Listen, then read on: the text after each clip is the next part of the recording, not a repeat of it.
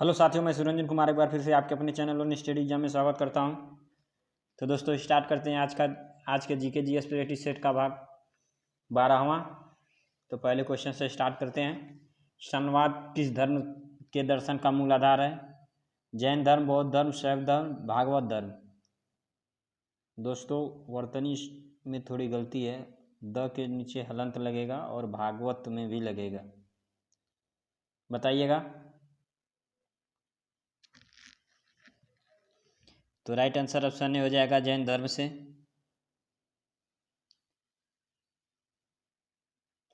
अशोक के किस शिलालेख में उसकी कालिंग विजय का वर्णन है? 9वें, 10वें, 11वें, 13वें। तो राइट आंसर ऑप्शन डी हो जाएगा, 13वें में है। नेक्स्ट,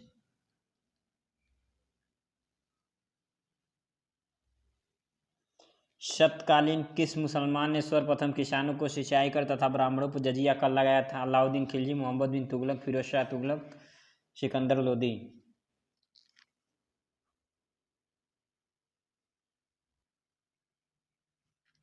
तो राइट आंसर ऑप्शन सी हो जाएगा, फिरोज शाह तुगलक। नेक्स्ट, बरदौली सत्याग्रह 1928 ईस्वी से संबंधित नेता हैं? राजेंद्र प्रसाद, वल्लभ भाई पटेल, महात्मा गांधी, जवाहरलाल नेहरू।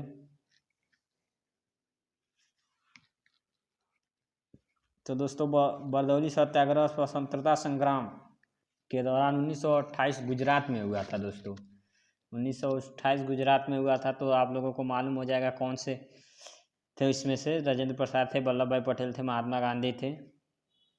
और ये आंदोलन दोस्तों किसानों के लिए चलाया गया था और इसका नेतृत्व वल्लभ भाई पटेल जी ने किया था। नेक्स्ट, ऑप्शन बी हो जाएगा।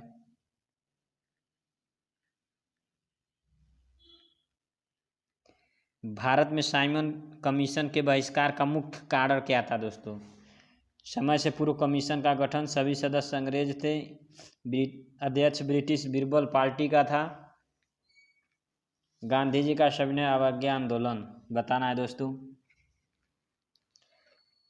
तो दोस्तों बता दूं, साइमन कमीशन 1927 में हुआ था। 27 में भारत में संविधान सुधारों के लिए किया गया था। इसके आयोग में भारतीय सदस्य न होने के कारण विरोध हो गया, जिससे इसका संगठन जब हुआ तो इसमें कोई भी भारतीय सदस्य नहीं थे, क्योंकि सभी सदस्य अंग्रेज थे। तो इसीलिए किया गया था, इसे याद कीजिएगा, 1927 में किया गया था दोस्तों। नेक्स्ट,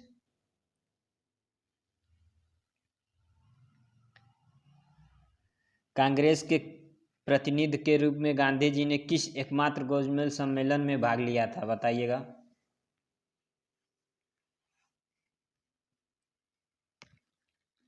तो राइट आंसर ऑप्शन बी हो जाएगा, द्वितीय गोलमेज में भाग लिया था। पानीपत की द्वितीय युद्ध कब हुआ था?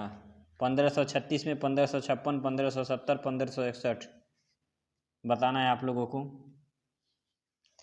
तो दोस्तों पानीपत का द्वितीय युद्ध अकबर और हेमू के मध्य लड़ा गया था। ये 1556 में हुआ था, जिसमें हेमू पराजित हो गया था।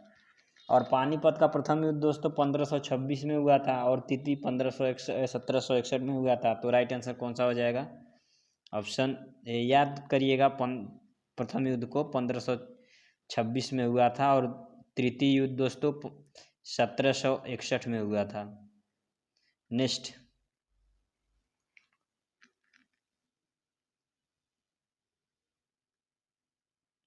मौर्य शासक अशोक के कलिंग पर कब आक्रमण किया गया था? 259 ईसा पूर्व, 261 ईसा पूर्व, 269 ईसा पूर्व, 251 ईसा पूर्व। बताना है कब किया गया था।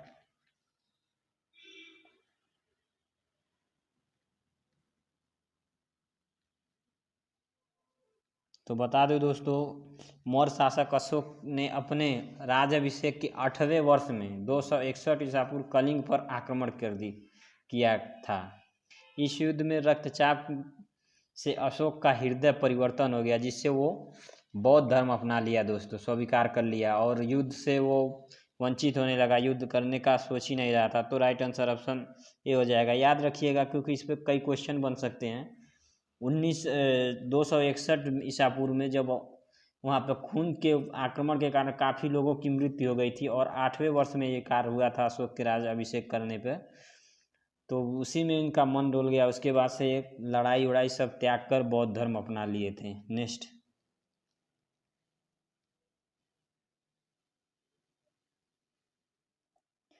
एलोरा के कैलाश मंदिर का निर्माण किसने करवाया था? कृष्ण प्रथम, इंद्र द्वितीय, कृष्ण तृतीय।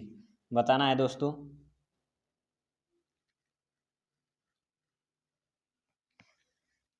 तो राइट आंसर ऑप्शन ए हो जाएगा, कृष्ण प्रथम ने कराया था। गांधार कला किस कला में विकसित हुई थी? बताना है, गुप्त काल में, मौर्य काल में, सातवाहनों के काल में, कुषाण काल में। तो गांधार कला दोस्तों ये क्या थी? इसका उल्लेख दोस्तों भारतीय कला है। गांधार कला एक प्रसिद्ध प्राचीन भारतीय कला है। इसका उल्लेख वैदिक व संस्कृत साहित्य में मिलता है। गांधार शैली की मूर्तियाँ कला अवधि पहली शर्तें चौथी सती तक गांधार कला कुषाण शासन कनिष्क काल में विकसित व उन्नत हुई तथा महायान धर्म में विकसित करने में प्रोत्साहन मिला था इसका। तो राइट आंसर दोस्तों क्या हो जाएगा? ये याद रखिएगा दोस्तों, सब ज़्यादा याद करने की ज़रूरत नहीं थी। भारतीय प्राचीन कला की ये सबसे सर्वोच्च कृति थी गांधार कला दोस्तों। तो राइट आंसर ऑप्शन डी हो जाएगा। कुषाण काल में ये काफ़ी हद तक विकसित हुई और इसमें इस समय के शासन काल में शासक था दोस्तों कनिष्क। नेक्स्ट,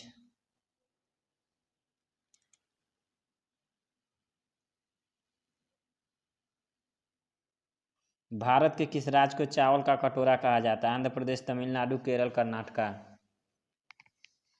तो मेरे हिसाब से तो दोस्तों सारे आंसर गलत हो जाएंगे,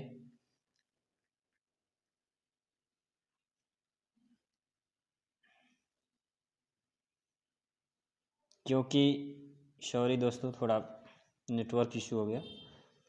आंध्र प्रदेश भी नहीं हो सकता, ये भी नहीं, ये भी नहीं और कर्नाटक भी नहीं, क्योंकि चावल का कटोरा हम लोग किसे कहते थे? पश्चिम बंगाल को। लेकिन इसमें दिया है दोस्तों, एक बार आप लोग चेक कर लीजिएगा, आंध्र प्रदेश दिया है, क्योंकि ये ब्रिटिश सेट है, मुझे भी कंफ्यूज हो रहा है, एक बार ज़रूर देख लीजिएगा। नेक्स्ट,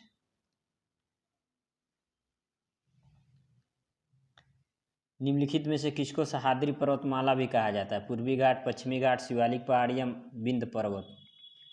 बताना है किसको कहा जाता है।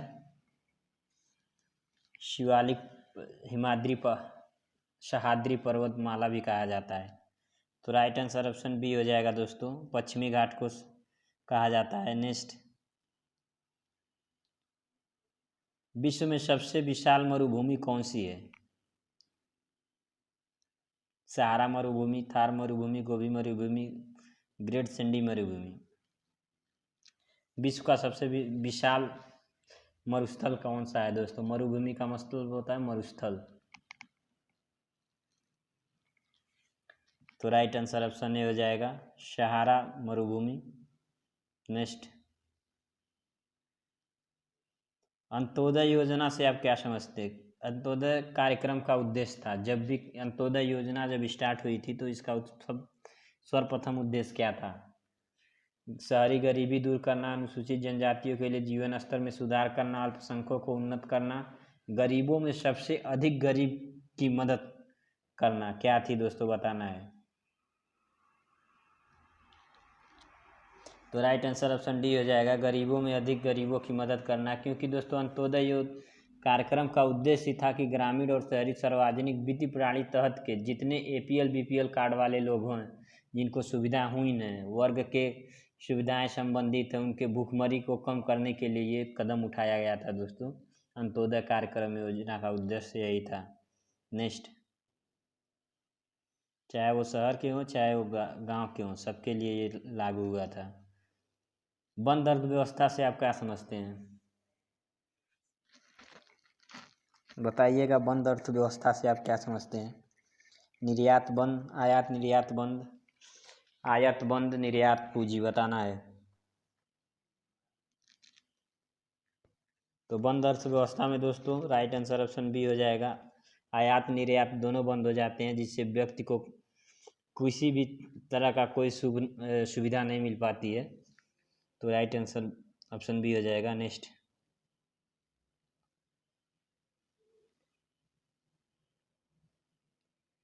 भारतीय संविधान के 73वें संशोधन का संबंध है? नगर पालिका से, पंचायती राज से, केंद्र सरकार से, कामकाज के अधिकार से।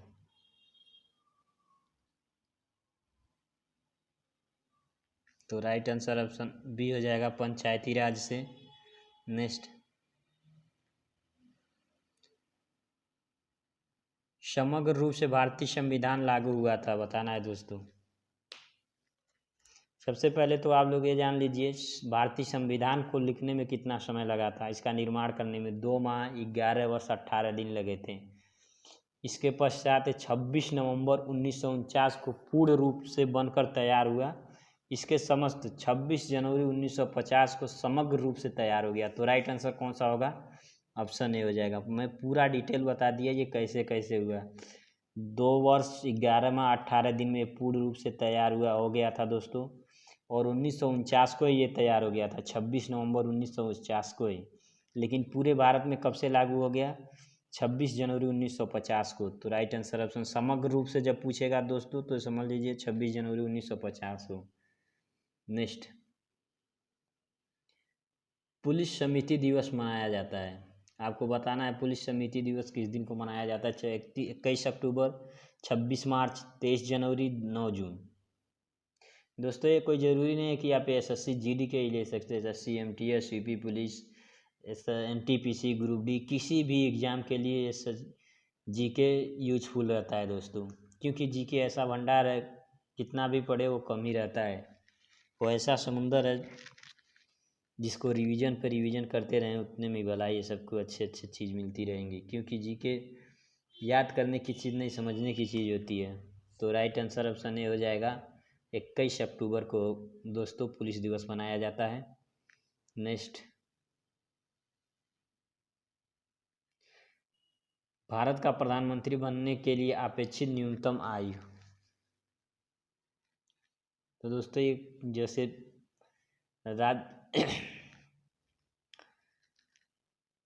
लोकसभा का सदस्य बनने के लिए जितनी आयु होती है उतनी आयु इसमें भी। तो right answer option B C हो जाएगा, 25 वर्ष। देवदास के लेखक कौन है, बताना है आप लोगों को। देवदास का लेखक कौन है? रविंद्रनाथ टैगोर, बंकिम चंद्र चट्टोपाध्याय, शरत चंद्र चट्टोपाध्याय, मुंशी प्रेमचंद। देवदास के लेखक कौन है?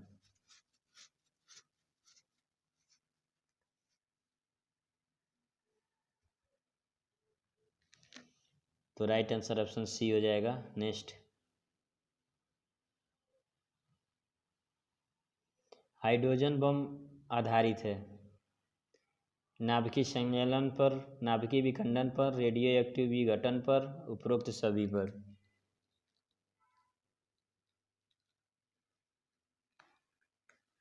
तो दोस्तों हाइड्रोजन बम विस्फोट युक्ति है जिससे विश्व संघ शक्ति का आधार नाभिकीय अभिक्रिया पर नियंत्रण करने के लिए बनती है। क्योंकि फॉशन यानी संकलन करने की अभिक्रिया पर संपन्न होता है। तो राइट आंसर कौन सा होगा? ऑप्शन है संलयन। नेक्स्ट,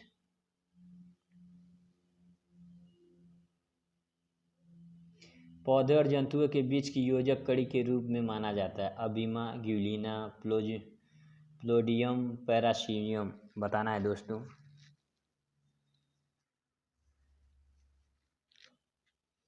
तो राइट आंसर ऑप्शन बी हो जाएगा, ग्यूलिना, यूलिना दोस्तों, यूग्लिना। विटामिन B1 का रासायनिक नाम, अन्य नाम बोले तो कौन सा है? Thiamine, haemoglobin, riboflavin, dextrose. बताना है दोस्तों कौन सा है।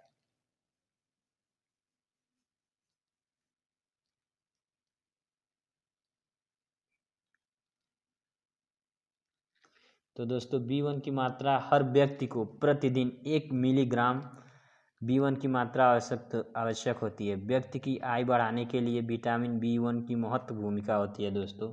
जैसे हमारी आयु बढ़ने के लिए सबसे अधिक हम कब जी सकते हैं? विटामिन B1 कम से कम एक दिन प्रतिदिन में 1 मिलीग्राम होना चाहिए हमारे शरीर के अंदर, उसको हमको लेना चाहिए। तो राइट आंसर ऑप्शन ए हो जाएगा, क्योंकि थायमिन होती है दोस्तों। अन्य नाम उसका विटामिन B1 का अन्य नाम थायमिन होता है। देवास शरीफ उत्तर प्रदेश में कहाँ स्थित है? लखनऊ, बाराबंकी, बस्ती, सीतापुर।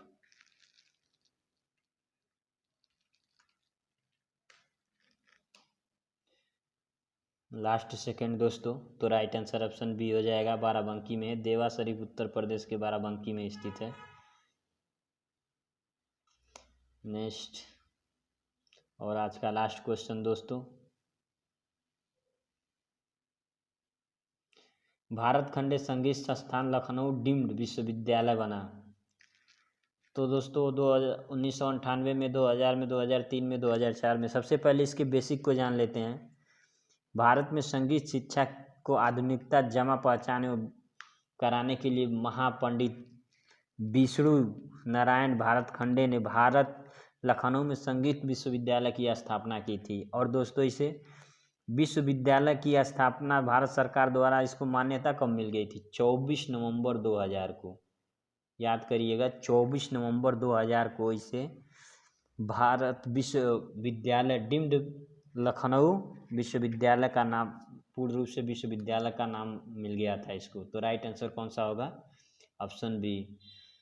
तो दोस्तों आज के लिए इतना ही। बताइएगा कैसी लगी आज की वीडियो। मिलेंगे नेक्स्ट वीडियो में, तब तक के लिए जय हिंद, जय भारत।